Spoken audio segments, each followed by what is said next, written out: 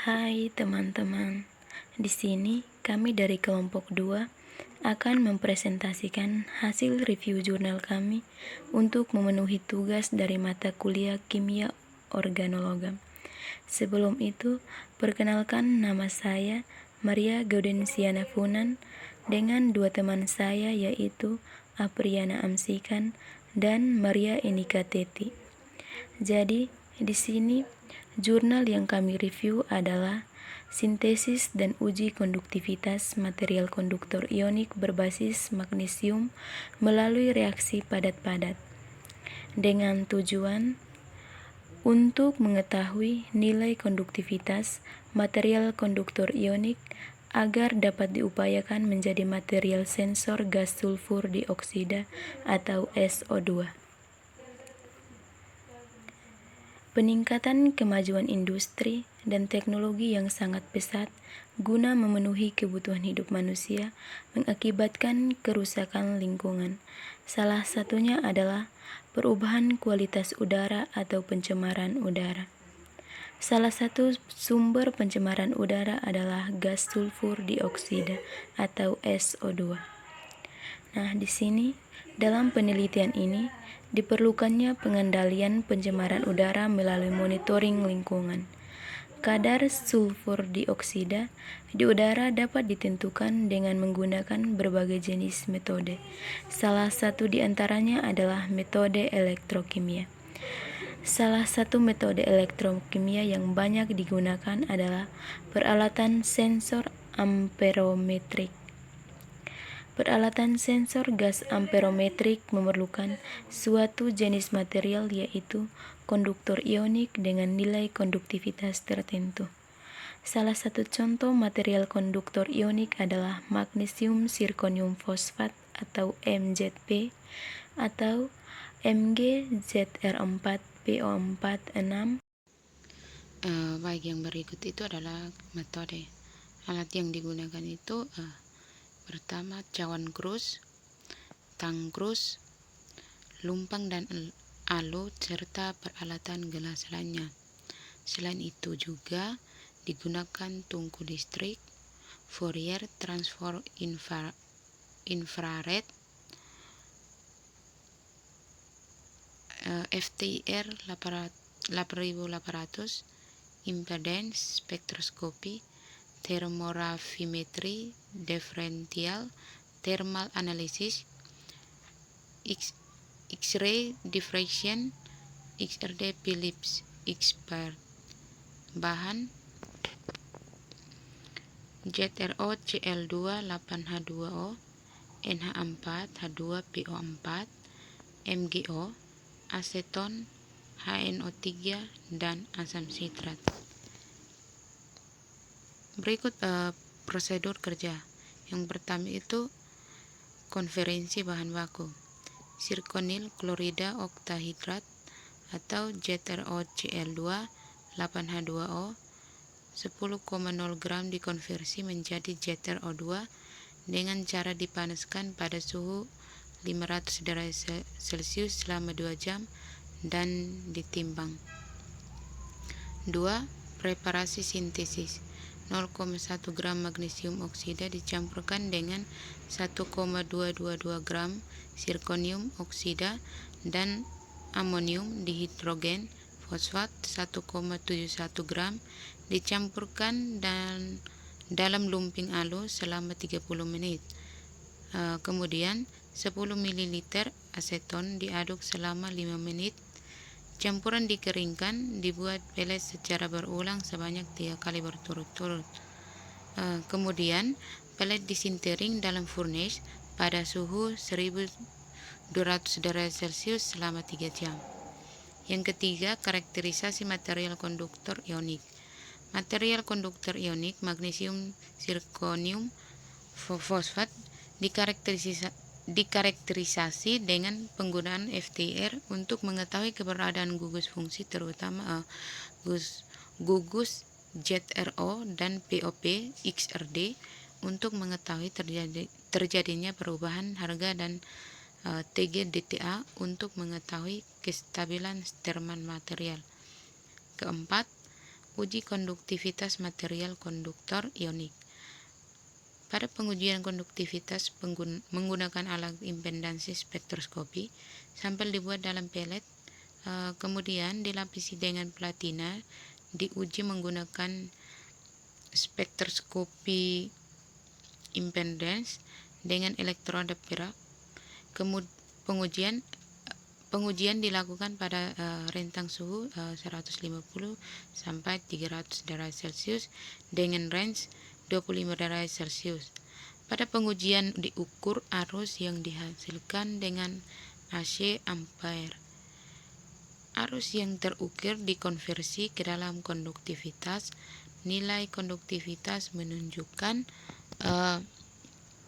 seberapa besar suatu zat untuk mendapat atau menghantarkan elektron dan disebut konduktor ionik. Baik, yang berikut hasil dan pembahasan.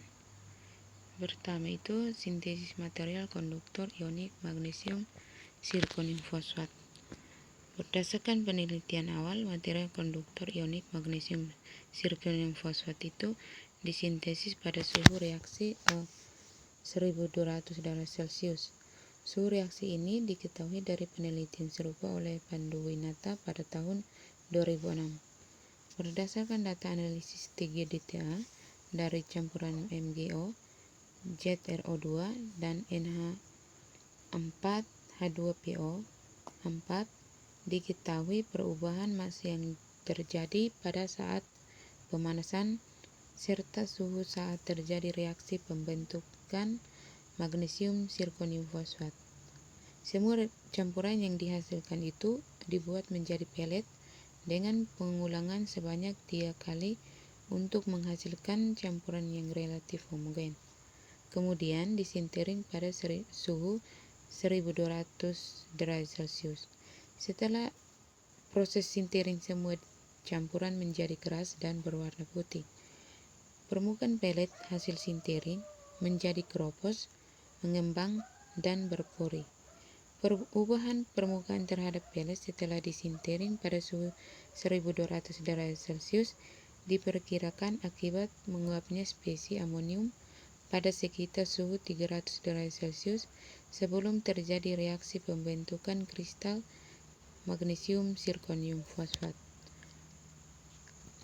Yang kedua, karakterisasi material konduktor ionik magnesium zirconium fosfat. Yang pertama itu FTIR, di mana pada spektra pertama itu perbandingan spektra FTIR magnesium zirconium fosfat dengan campuran MgO ZrO2 NH4H2PO4 1:4/6 setelah sintering pada suhu 1200 derajat Celcius dan campuran bahan baku magnesium zirconium fosfat, di mana tampak bahwa campuran MgO ZrO2 dan NH4H2PO4 itu sebelum dipanaskan memiliki serapan pada bilangan gelombang 400 cm pangkat min 1, 500 cm pangkat min 1, 700 cm pangkat min 1, 900 cm pangkat min 1, 1000 cm pangkat min 1, 1200 cm pangkat min 1, 1400 cm pangkat min 1, 1600 cm pangkat min 1, 2400 cm pangkat min 1, dan 3100 sampai 3300 cm pangkat min 1. Serapan pada bilangan gelombang 3300 cm pangkat min 1 sampai 3300 cm pangkat min 1 itu menunjukkan gugus fungsi NH dari spesies amonium. Sedangkan pada spektra FTIR magnesium zirconium fosfat setelah disintering pada suhu 1200 derajat Celcius. Itu tampak serapan-serapan pada bilangan gelombang 400 cm pangkat min 1, 500 cm pangkat min 1, 700 cm pangkat min 1, 900 sampai 1100 cm pangkat min 1. Itu adanya serapan pada bilangan gelombang tersebut mengindikasikan telah terbentuknya material konduktor ionik magnesium zirconium fosfat yang memiliki gugus pembangun ZrO6 dan PO4. Dan pada spektra kedua itu perbanding spektra FTIR magnesium zirconium fosfat hasil preparasi dengan penambahan larut asam sitrat 3 molar dan padatan asam sitrat. Serapan pada spektra yang dihasilkan kedua material tersebut tidak menunjukkan keberadaan yang berarti, hanya perbedaan intensitasnya saja. Pada magnesium zirconium fosfat yang dipreparasi dengan larutan asam sitrat 3 molar itu lebih memiliki serapan yang tajam dibandingkan dengan magnesium zirconium fosfat yang dipreparasi dengan padatan asam sitrat 3 molar. Hal ini menandakan preparasi magnesium zirconium fosfat dengan larutan asam sitrat 3 molar itu menghasilkan material yang lebih homogen. Bagian berikut itu adalah jawaban XRD, di mana pada spektra ketiga itu di fraktogram XRD magnesium zirconium fosfat dengan adiktif zat sitrat 3M. Berdasarkan hasil analisis XRD dapat diketahui bahwa magnesium zirconium fosfat dari hasil sintesis menggunakan adiktif larutan asam sitrat 3M memiliki keasaman yang besar dibandingkan dengan magnesium zirconium fosfat lainnya. Keasaman di fraktogram XRD tersebut dilihat dari nilai 2 theta yang diperoleh. Terdapatnya 6 kesamaan nilai 2 theta dari 9 nilai 2 theta dari magnesium zirconium fosfat yang disintesis dengan larutan asam sitrat bila dibandingkan dengan nilai 2 theta magnesium zirconium fosfat literatur. Oleh karena itu dapat dikatakan bahwa preparasi magnesium zirconium fosfat itu menggunakan adiktif larutan asam sitrat 3 molar menghasilkan magnesium zirconium fosfat dengan struktur kristal yang sama dengan struktur kristal NaZr2 atau PO4 3 kali, yaitu rombohedrat, sedangkan 3 nilai 2 theta lain yang berbeda dengan dapat dipastikan milik zat bahan baku ZrO dan MgO yang masih mengotori material magnesium zirconium fosfat. Gambar 4 kurva Tg DTA MZP yang dipreparasi dengan penambahan adiktif asam sitrat 3M.